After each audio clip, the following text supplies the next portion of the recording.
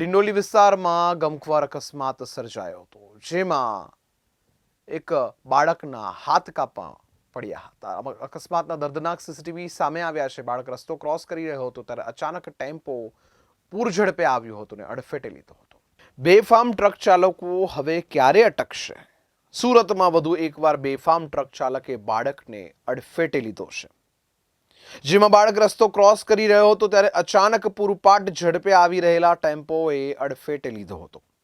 Truck ચાલકની અડફેટે 6 વર્ષીય બાળકનો હાથ કપાઈ ગયો છે. મંદિરે દર્શન કરી પરત ફરી રહેલા બાળકને ટ્રકે ફંગોળ્યો હતો, જેમાં ટ્રકનું આગળનું ટાયર બાળકના હાથ પર ફરી વળ્યું હતું.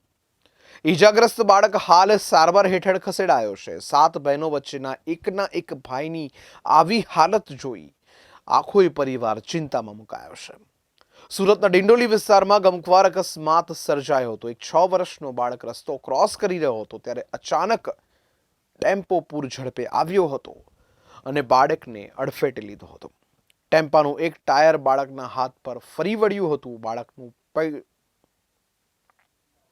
આગળનું પૈડું બાળકના હાથ પર ચડાવી દેતા બાળકનો એક હાથ શરીરથી છૂટો પડી ગયો હતો.